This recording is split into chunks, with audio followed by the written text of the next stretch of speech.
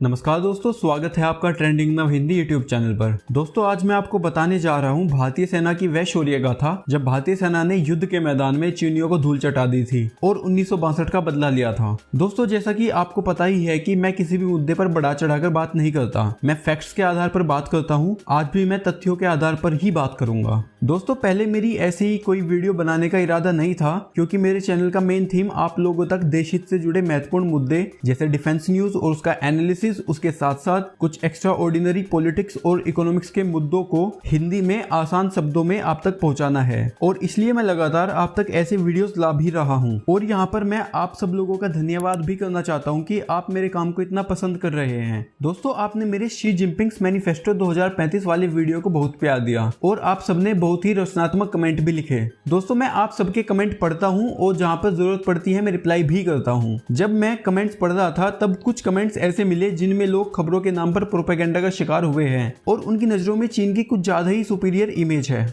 और जब मैंने उनकी ऐसी सोच के ऊपर विचार किया तो पाया कि उन्हें हिस्ट्री के फैक्ट्स के बारे में पता नहीं है। इवन यह भी एक आयरनी है कि जो जानकारी मैं आपको देने जा रहा हूँ वह भी ज्यादातर भारतीय नहीं जानते हैं। तो दोस्तों लोगों को फैक्ट्स के साथ जानकारी देने की आवश्यकता मुझे लगी और इसलिए अब से आवश्यकता पड़ने पर मैं आपके लिए ऐसी वीडियोस भी लाया करूंगा ताकि लोगों को प्रॉपर नॉलेज मिल पाए और वो प्रोपेगेंडा से बच पाए। दोस्तों जैसा कि आप सब जानते ही हैं कि चीन ने 1962 में भारत पर हमला किया था और भारत को युद्ध लड़ना पड़ा था। इस युद्ध में भारत ने बहुत बड़े नुकसान झेले थे और भारत को हार का सामना करना पड़ा था। हालांकि आप सब में से ज्यादातर लोगों को यह भी नहीं पता होगा कि 1962 के युद्ध के समय जहां चीनी सैनिकों की संख्या 80,000 थी, वहीं भारतीय सैनिकों की संख्या बस 20,000 ही थी और भारतीय सेना के पास आवश्यकता के अनुसार प्रॉपर हथियार तक नहीं थे। 1962 के युद्ध ने हम भारतीयों की मानसिकता पर बड़ा वार किया था। उस मानसिकता को हमारे वीर जवानों ने कैसे बदला और कैसे चीन से 1962 का बदला हमारी सेना ने लिया, मैं आज आपको यही बताने जा रहा हूँ। दोस्तों 1962 के बाद भारत को पहली बार सही मायने में समझ आया था कि एक देश तभी आगे बढ़ सकता है जब उसकी सेनाएं मजबूत हो। तब से असल मायनों में सेना पर ध्यान दिया गया।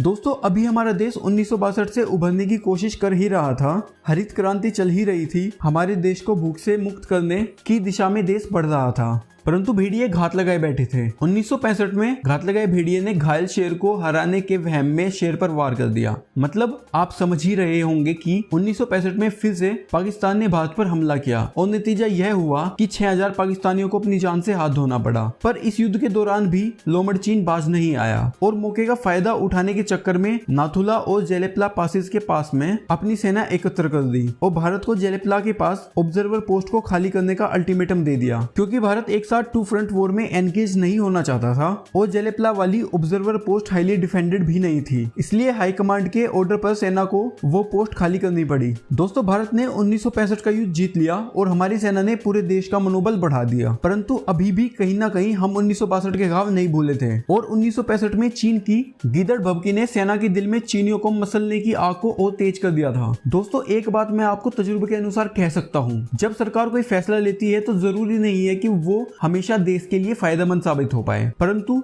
जब भी सेना ने कोई फैसला लिया है उसने किस तरह देश का नसीब बदल दिया है उसका एक उदाहरण मैं आपको देता हूं। दोस्तों जैसा कि आपको मैंने बताया कि किस तरह 1965 के दौरान चीन ने भारत का युद्ध में उलझे होने का फायदा उठाकर जेलेपला का ऑब्जर्वर पोस्ट पर कब्जा किया था, उसी प्रकार चीन ने नाथुला पर भी कब्जा जमाने की सोची और नाथुला पर भी 1965 में हाई कमांड ने सेना को पीछे हटने के लिए कहा, परंतु हमारे वीर मेजर जनरल सगत सिंह राठौर जी ने पीछे हटने का आदेश मानने से इनकार कर दिया और 2 साल तक लगातार चीनियों से बार बार टकराव होने के बाद भी मेजर जनरल सगत सिंह राठौर जी ने अपनी पोस्ट खाली नहीं की। और दोस्तों अब 1967 आ चुका था और ये वही साल था जब भारतीय सेना को युद्ध के मैदान में चीनियों को दुम दबाकर भागने के लिए मजबूर करना था। दोस्तों युद्ध पर आने से पहले अभी मुझे आपको 2 पहलुओं से रूबरू करवाना है। पहला, मुझे आपको यह समझाना है कि मेजर जनरल सगत सिंह राठौर जी ने हाई कमांड का पोस्ट छोड़कर पीछे हटने का आदेश मानने से क्यों इनकार कर दिया था। दूसरा, मुझे आपका परिचय सेना के उन वीरों से करवाना है जिन्होंने पहले तो 1967 में चीन को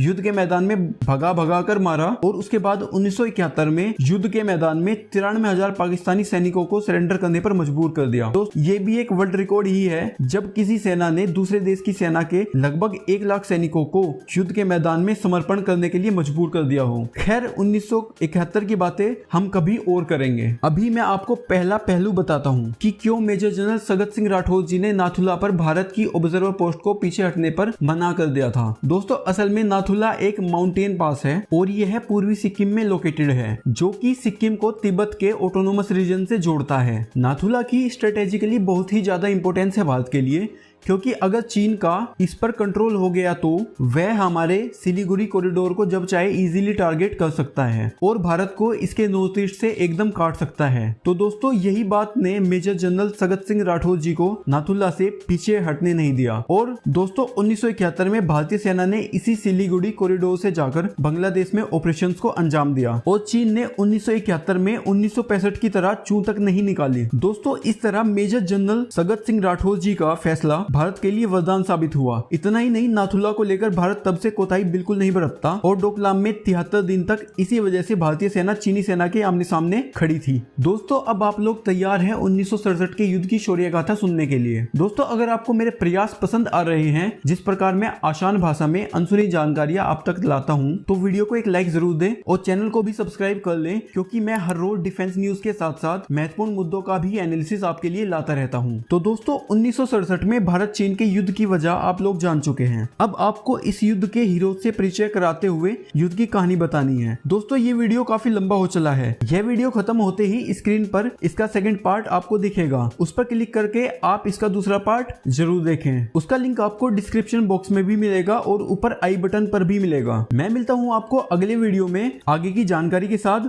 तब तक के लिए जय हिंद, वंदे मातरम।